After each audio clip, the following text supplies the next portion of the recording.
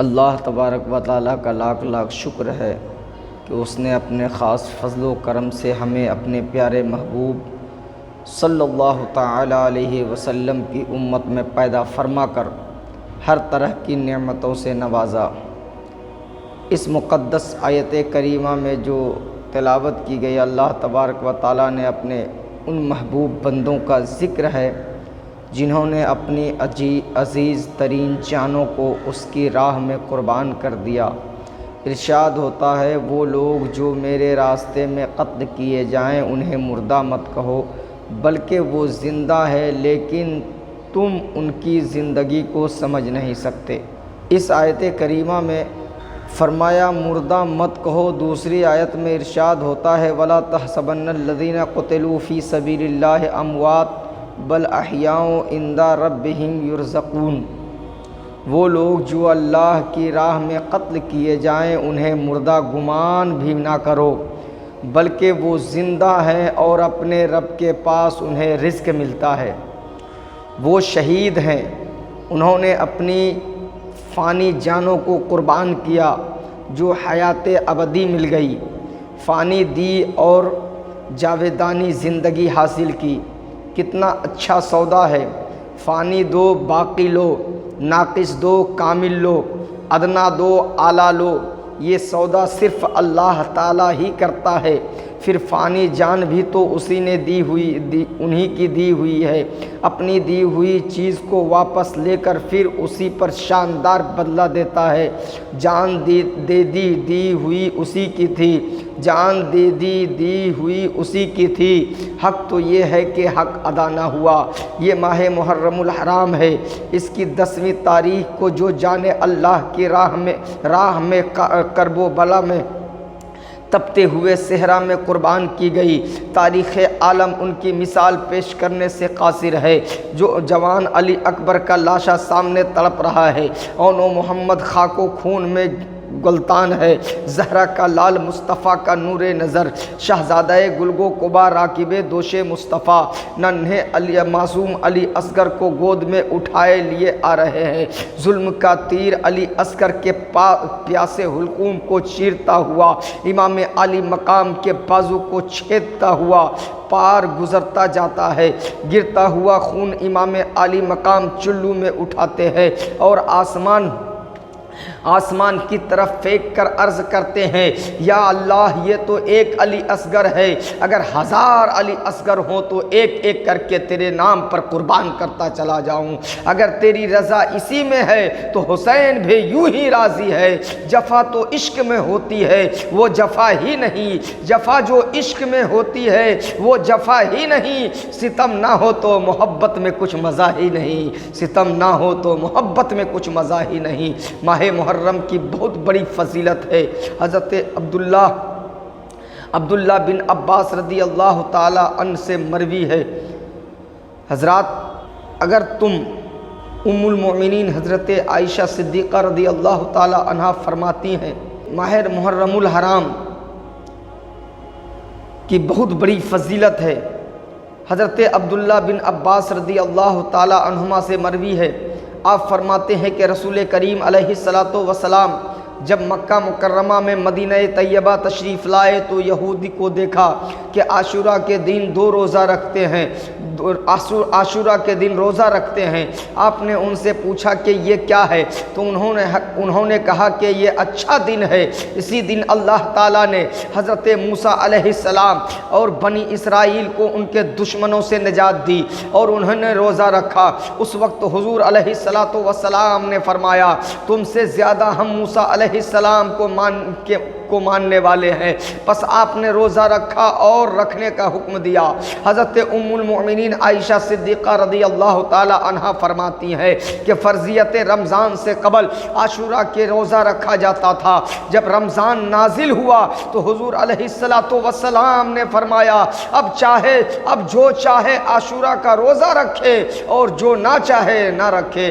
حضرت ابن عباس اور ام المؤمنین رضی اللہ تعالی عنہم کی ان دو روایتوں کے بعد ایک روایت امیر المؤمنین حضرت مولا علی مشکل کشا رضی اللہ تعالی عنہ سے بھی سماعت فرمائے۔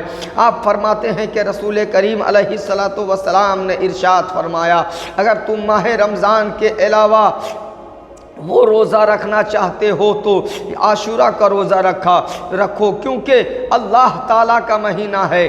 اس میں ایک دن ایسا ہے جس میں ایک قوم کی توبہ اللہ تعالیٰ نے توبہ قبول فرمائی ہے اور دوسری قوم کی توبہ قبول فرمائے گا۔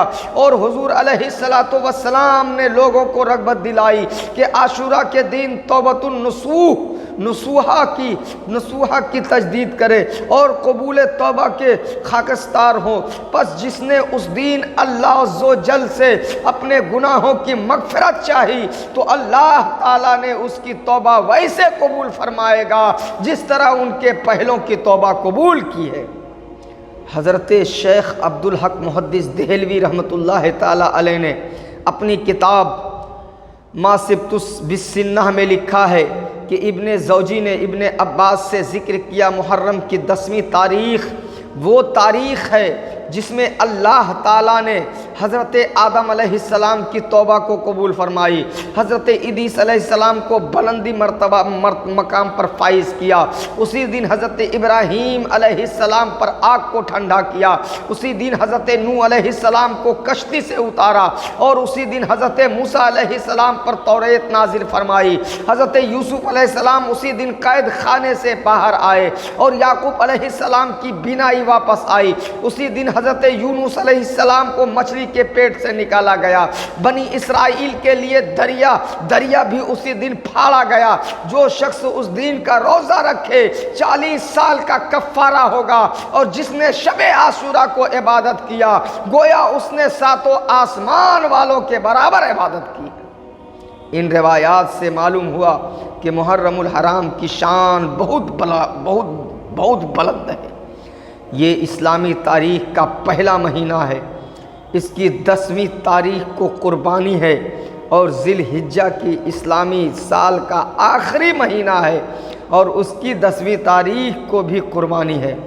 ہم مسلمانوں کا سال شروع بھی قربانی سے ہوتا ہے، ختم بھی قربانی پر ہوتا ہے، آغاز بھی قربانی اور انتہا بھی قربانی۔ ڈاکٹر علامہ اقبال نے ذبح عظیم سے اس آیت کی طرف اشارہ کیا ہے، اور ہم نے ایک بڑا ذبیحہ اس کے فدیہ دے کر اسے بچا لیا۔ چشم فلک کو یہ منظر کبھی نہیں بھول سکتا، باپ نے بیٹے کے کلے پر چھری رکھ دی، زمین کانپ اٹھی، پہاڑوں کے دل دہل گئے۔ بیٹا بھی کتنا سعادت مند ہے، عرض کرتا ہے ابا جان آنکھوں پر پٹی باندھ لیجئے، کہیں ایسا نہ ہو کہ ہاتھ رک جائے اور میں اس سعادت سے محروم ہو جاؤں۔ یہ فیضان نظر تھا یا کہ مکتب کی کرامت تھی؟ سکھائے کس نے اسماعیل کو آداب فرزندی؟ ابا جی اور دیر نہ کیجئے، ستجدنی انشاءاللہ من الصابرین، خدا نے چاہا تو قریب ہے کہ آپ مجھے صابر پائیں گے، آپ اس عاجز کو صابر پاؤ گے، سرخ رو پیش خدا تم جاؤ گے۔ خلیل اللہ اپنے بیٹے کے گلے پہ چھری چلاتے ہیں، اور پروردگار عالم نے دونوں کا یہ منظر دیکھ کر فرمایا یا ابراہیم قد صدقت الرؤیا انا کذالک نجزی المحسنین وقضیناہ بذبح عظیم، اے ابراہیم بے شک تو نے خواب سچا کر دکھایا، ہم ایسا ہی صلہ دیتے ہیں نیکوں کو، اور ہم نے ایک بہت بڑا ذبیحہ فدیہ دے کر اسے بچا لیا۔ ادھر حضرت ابراہیم علیہ السلام اپنے بیٹے اسماعیل کو اپنے ہاتھ سے ذبح کر رہے ہیں، ادھر حضرت امام علی مقام اپنے بیٹوں بھانجوں بھتیجوں کو ساتھ لیے میدان کربلا میں پہنچ چکے ہیں، اور ایک ایک کو اپنے دستے مبارک سے تیار فرما کر میدان کربلا میں روانہ فرما رہے ہیں۔ قبل اس کے کہ میں شہادت بیان کروں، 2 باتیں قابل غور ہے، انہیں سماعت کرے۔ پہلی بات یہ ہے کہ جب شہید کے خون کا پہلا قطرہ زمین پر گرتا ہے تو اسے دیدار الہی نصیب ہوتا ہے، اور دوسری بات یہ ہے کہ شہید کے جسم پر کسی قسم کا بھی زخم آئے تو اسے قطعاً کوئی تکلیف نہیں ہوتی ہے۔ ایک شخص نے علامہ جلال الدین سیوطی علیہ رحمت و رضوان سے سوال کیا کہ عقل تسلیم نہیں کرتی کہ جسم کٹ جائے اور تکلیف نہ ہو، جب بھی جسم کاٹا جائے گا اور تکلیف ضرور ہوگی۔ آپ نے اس کو قرآن کریم سے سورہ یوسف کا بیان سنایا۔ مصر کی عورتیں زلیخا کے گھر مہمان اور کھانا کھانے کے بعد زلیخا کو تانے دے رہی ہے تو شہزادی اور یوسف کیسے غلام ہے اس پر عاشق ہو گئی ہے۔ زلیخا نے کہا کہ اگر تم یوسف کو ایک نظر دیکھ لو تو پھر کبھی تانا زبان پر نہیں لاؤ گی۔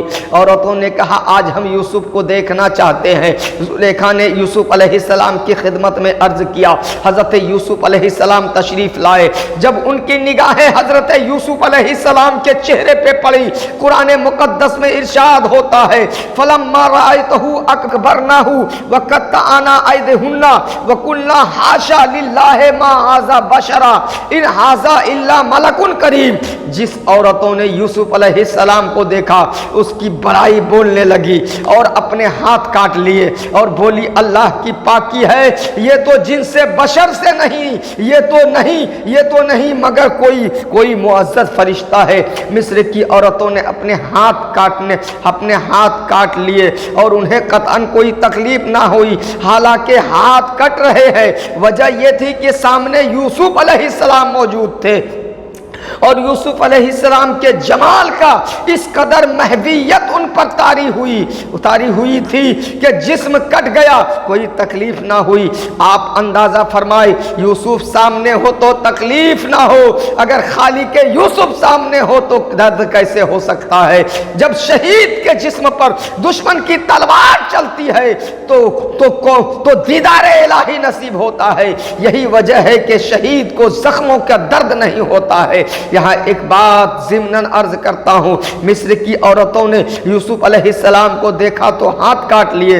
ام المؤمنین عائشہ صدیقہ رضی اللہ تعالی عنہا فرماتی ہیں کہ اگر مصر کی عورتیں سید عالم صلی اللہ تعالی علیہ وسلم کو دیکھ لیتی تو ہاتھ کاٹنے کی بجائے اپنے دل کاٹ کر کے رکھ دیتی۔ اعلیٰ حضرت امام احمد رضا خان فاضل بریلوی فرماتے ہیں حسن یوسف پہ کٹی مصر کی انگشت زنا، حسن یوسف پہ کٹی مصر کی انگشت زنا، سر کٹاتے ہیں تیرے نام پہ مردان عرب، سر کٹاتے ہیں تیرے نام پہ مردان عرب، سر کٹاتے ہیں تیرے نام پہ مردان عرب۔ مصر کی عورتیں ہیں، عرب کے مرد ہیں، ادھر انگلیاں ہیں ادھر سر ہے، ادھر انگلیاں کٹ رہی ہے ادھر سر کٹائے جا رہے ہیں، بغیر اختیار ہے اور کٹانا با اختیار ہے۔ کٹ جاتا ہے تو بڑی بات نہیں مگر کٹانا بڑی مشکل بڑی بات ہے۔ یہاں تو میں عرض کر رہا تھا کہ شہید کو شہادت کے بعد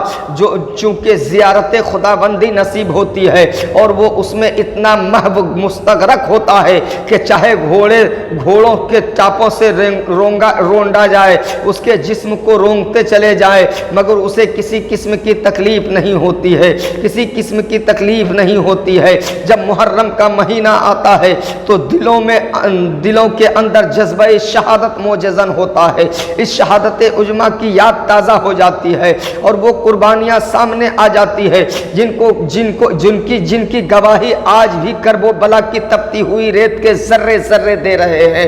مختصر سا قافلہ ہے اور اس قافلہ ہے اور جسے دیکھ کر سید عالم صلی اللہ تعالی علیہ وسلم فرماتے تھے کہ مجھے حسین سے جنت کی خوشبو آتی ہے، مجھے حسین سے جنت کی خوشبو آتی ہے، مجھے حسین سے جنت کی خوشبو آتی ہے۔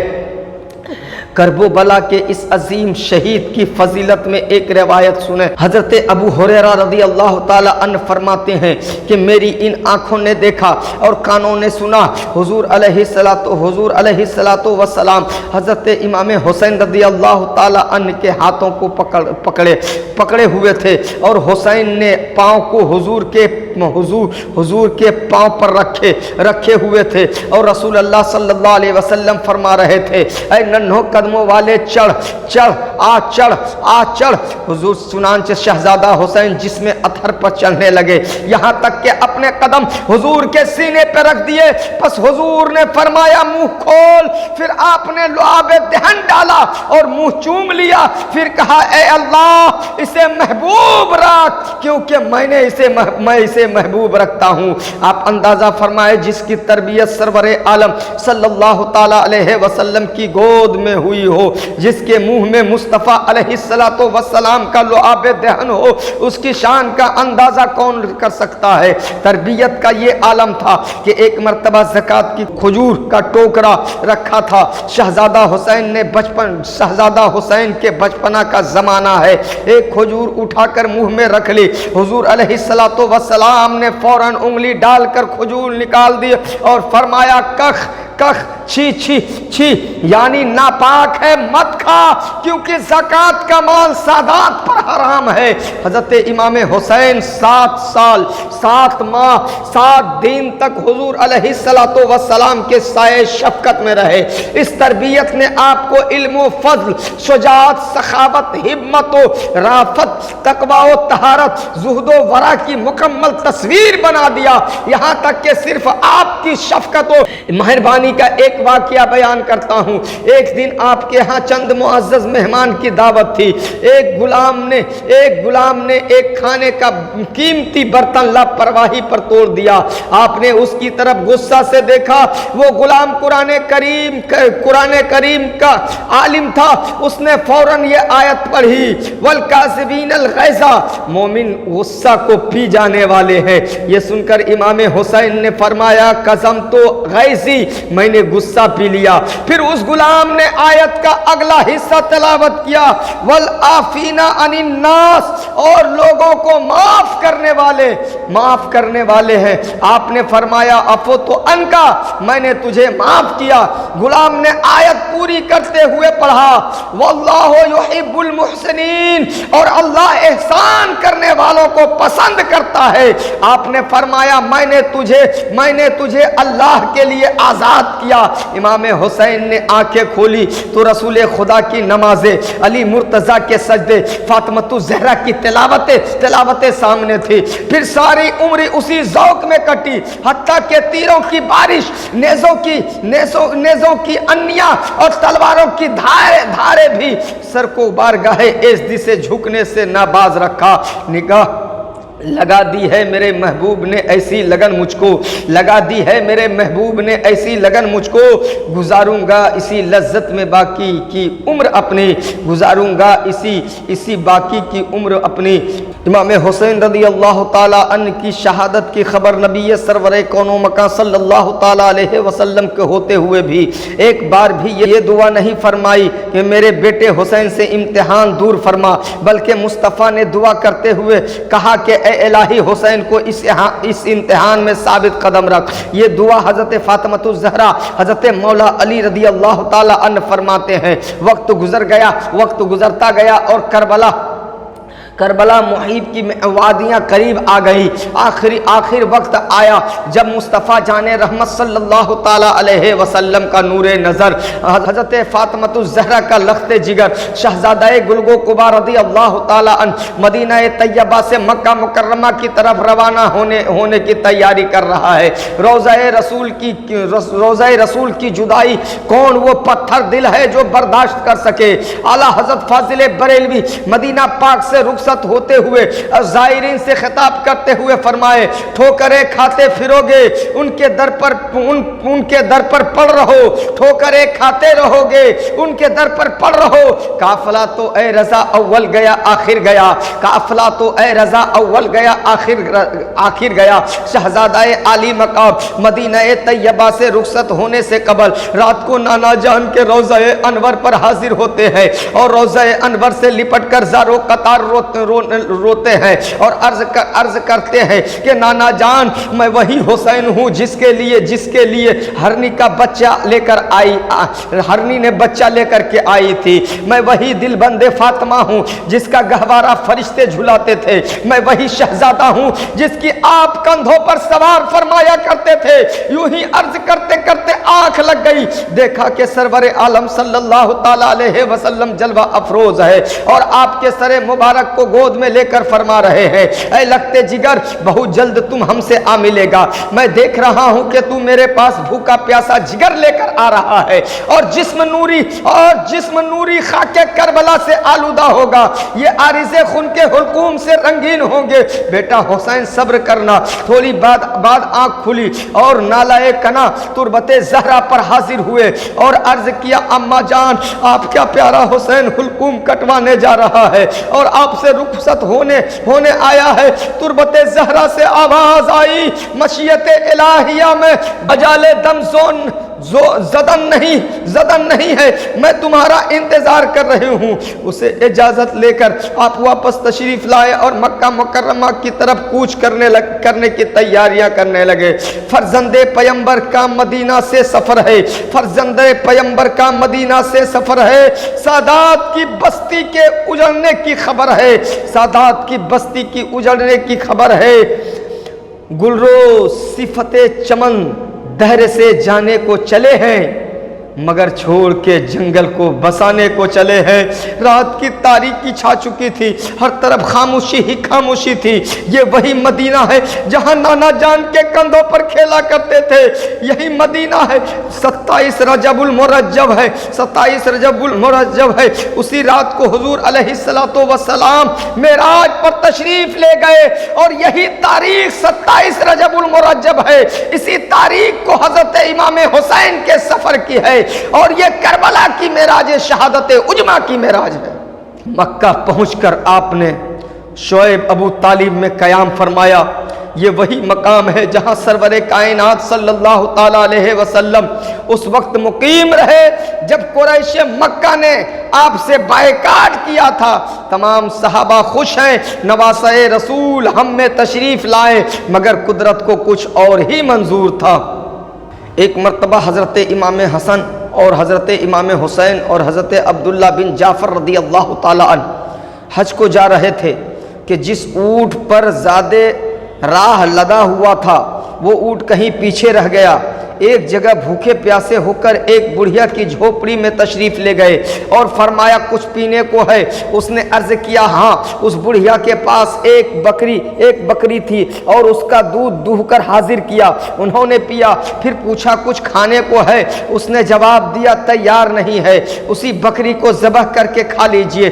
چنانچہ وہ بکری ذبح کی گئی اور اسے کھا کر فرمایا بڑی بی ہم قریش میں سے ہیں، جب اس سفر سے پھریں گے تو ہمارے پاس آنا، ہم تیرے احسان کا بدلہ دے دیں گے۔ یہ فرما کر روانہ ہو گئے۔ جب اس بڑھیا کا شوہر گھر پہنچا تو خفا ہو کر کہنے لگا کہ تو نے بکری ان لوگوں کو کھلا دی جن کو تو جانتی بھی نہیں کہ وہ کون ہے۔ تھوڑے دن گزرے تھے کہ وہ میاں بی بی مفلسی کے باعث مدینہ منورہ میں آ پڑے اور اونٹ کی لیڑیاں چن کر بیچنے لگے۔ ایک دن بڑھیا کہیں جاتی تھی کہ حضرت امام حسن رضی اللہ تعالی عنہ نے اپنے درِ دولت پر تشریف فرما تھے۔ آپ نے اس بڑھیا کو دیکھ لیا اور پہچان لیا اور اسے بلا کر فرمایا بڑی بی مجھے پہچانتی ہیں؟ اس نے عرض کیا نہیں۔ فرمایا میں وہ شخص ہوں جو فلاں دن تیرا مہمان ہوا تھا۔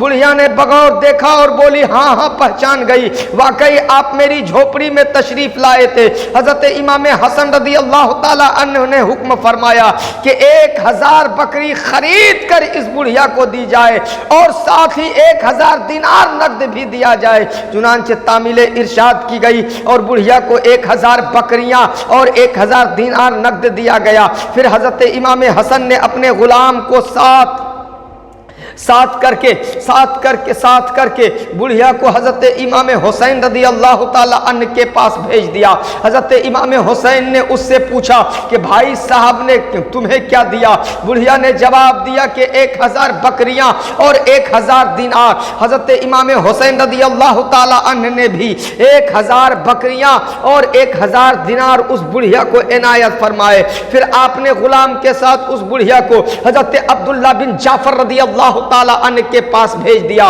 انہوں نے پوچھا کہ دونوں بھائیوں نے تمہیں کیا دیا ہے؟ وہ بولی 2000 بکریاں اور 2000 دینار۔ حضرت عبداللہ بن جعفر رضی اللہ تعالی عنہ نے بھی ان کو 2000 بکریاں اور 2000 دینار عطا کر دیے ہیں۔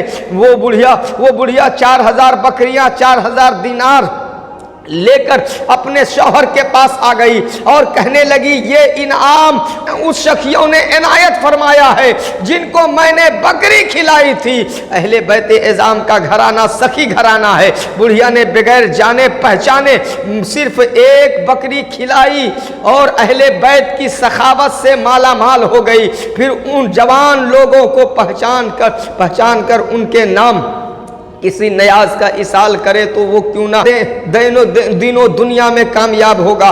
حضرت امام حسن رضی اللہ تعالی عنہ کے ہاں ایک مہمان آیا، اس نے کھانا کھانے کے بعد شربت طلب کیا۔ حضرت امام حسن رضی اللہ تعالی عنہ نے فرمایا کہ آپ کو کون سا شربت درکار ہے؟ مہمان نے جواب دیا وہ شربت جو نہ ملنے کے وقت جان سے زیادہ قیمتی اور مل جانے کے وقت نہایت کم قیمت ہوتا ہے۔ امام حسن رضی اللہ تعالی عنہ نے نوکروں سے فرمایا کہ مہمان نے پانی مانگا ہے۔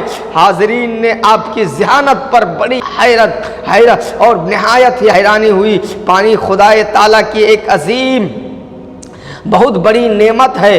شیخ سعدی فرماتے ہیں کہ مرغی کو دیکھیے کہ ایک گھونٹ پانی کا پی کر فوراً اپنا منہ اوپر آسمان کی طرف اٹھا کر گویا اللہ کا شکر ادا کرتی ہے، مگر افسوس کہ غافل انسان 20 من پانی پی کر بھی اللہ کا شکر ادا نہیں کرتا۔ ایک مرتبہ حضرت امام حسن اور امام حسین رضی اللہ تعالی عنہما نے بچپن میں 2 تختیوں پر کچھ لکھا اور باہم ایک دوسرے سے کہنے لگے کہ میرا خط اچھا ہے۔ چنانچہ دونوں اس بات کا فیصلہ لینے کے لیے حضرت علی رضی اللہ تعالی عنہ کے پاس پہنچے۔ حضرت مولا علی مشکل کشا رضی اللہ تعالی عنہ نے اس مقدمہ کا مرافعہ حضرت فاطمۃ الزہرا رضی اللہ تعالی عنہا کے سپرد فرمایا۔ حضرت فاطمۃ الزہرا رضی اللہ تعالی عنہا نے فرمایا بیٹو اس بات کا فیصلہ تم اپنے نانا جان محمد الرسول اللہ سے کرواؤ۔ چنانچہ دونوں بھائیوں نے حضور علیہ السلام کی خدمت میں حاضر ہوئے۔ حضور علیہ السلام نے فرمایا تمہارا فیصلہ جبریل کریں گے۔ جبرائیل امین حاضر ہوئے اور کہنے لگے یا رسول اللہ خدا تعالیٰ یہ فیصلہ خود فرمائے گا۔ چنانچہ خدا تعالیٰ کا جبرائیل کو حکم ہوا کہ جبرائیل جنت سے جا ایک سیب لے جاؤ اور وہ سیب ان دونوں کی تختیوں میں ڈال دو۔ سیب جس کی تختی پر گرے وہی تخت اچھا ہے۔ چنانچہ جبرائیل نے جنت کا ایک سیب لا کر ان تختیوں میں گرا دیا تو خدا کے حکم سے اس سیب کے 2 ٹکڑے ہو گئے اور ایک ٹکڑے تو حضرت امام حسن کی تختی پر آ کر گرا اور دوسرا ٹکڑا حضرت امام حسین کی تختی پر جا کر کے گرا۔ یہ ہوا دونوں کا فیصلہ اور یہ دونوں کا اچھا خط تھا۔ امام حسن اور امام حسین رضی اللہ تعالی عنہما کو خدا تعالیٰ سے ایک خاص نسبت تھی اور خدا تعالیٰ اپنے محبوب کے ان شہزادوں کی دل شکنی نہیں چاہتا۔ پھر جو شخص ان شہزادوں کی کسی قسم کی توہین کا ارتکاب کرے وہ کس قدر ظالم و جابر نہیں ہوگا۔ ایک مرتبہ حضرت امام حسن اور امام حسین رضی اللہ تعالیٰ عنہ بچپن میں گھر سے کہیں باہر تشریف لے گئے تو حضرت فاطمۃ الزہرا رضی اللہ تعالی عنہا کچھ پریشان سی ہوئی کہ شہزادے کہاں چلے گئے۔ اتنے میں حضور علیہ السلام تشریف لے آئے تو حضرت فاطمۃ الزہرا رضی اللہ تعالی عنہا نے عرض کیا یا رسول اللہ حسن و حسین آج کہیں کھو گئے اور مجھے معلوم نہیں کہ کہاں چلے گئے۔ اتنے میں جبرائیل امین حاضر ہوئے اور عرض کیا یا رسول اللہ آپ کے دونوں شہزادے فلاں جگہ ہے، آپ پریشان نہ ہو، خدا نے اس کی حفاظت کے لیے ایک فرشتہ متعین کر رکھا ہے۔ یہ سن کر حضور علیہ السلام اس جگہ تشریف لے گئے۔ کیا دیکھتے ہیں کہ دونوں صاحبزادے تو بڑے سوتے ہیں اور فرشتے ایک بار وان کے نیچے بچھائے ہوئے ہیں اور دوسرے کے سائے کیے ہوئے ہیں، بیٹھا ہوا ہے۔ حضور نے دونوں کا منہ چوم لیا، اٹھا کر گھر لے آئے۔ حضور علیہ السلام یہ دونوں شہزادے فرشتوں کے بھی مخدوم ہے، پھر انسان کے لیے بھی کیوں نہ لازم ہوگا کہ ان شہزادوں سے بھی محبت کرے، اس شہزادے سے محبت کرے، ان سے عقیدت رکھے، ان سے الفت رکھے، ان سے انسیت رکھے اور ان کے نقش قدم پر چل کر ان کو اپنا پیشوا اور مخدوم جانے۔ حضرات، یہ ہے حضرت امام حسن و حسین کا مقام۔ ایک دن حضرت فاطمہ الزہرا رضی اللہ تعالی عنہا اپنے دونوں شہزادوں یعنی حضرت امام حسن و حسین رضی اللہ تعالی عنہما کو لے کر حضور علیہ السلام کی خدمت میں حاضر ہوئی اور عرض کی یا رسول اللہ ان دونوں کو کچھ عطا فرمائے۔ حضور علیہ السلام نے فرمایا کہ ہاں منظور ہے، اور فرمایا کہ حسن کو تو میں نے اپنا علم اور اپنی ہیبت عطا کی ہے اور حسین کو اپنی شجاعت اور اپنا کرم بخشا ہے۔ اللہ اکبر کبیرہ۔ حسین رضی اللہ تعالی عنہ ہیبت و شجاعت اور علم و کرم کے مالک تھے، اور یہ چیزیں انہیں اپنے نانا جان سے ملی تھی۔ یہ بھی معلوم ہوا کہ ہمارے حضور علیہ السلام کے خزانوں کے باذن اللہ مالک و مختار اور متصرف ہے، ورنہ آپ یہ کیوں فرماتے کہ آپ نے حسن کو ہیبت و علم اور حسین کو شجاعت و کرم بخشا، اور بخشا وہی جو مالک و مختار ہوتا ہے، بخشتا وہی ہے، دیتا وہی ہے جو مالک و مختار ہوتا ہے، عطا وہی کرتا ہے جو مالک و مختار ہوتا ہے۔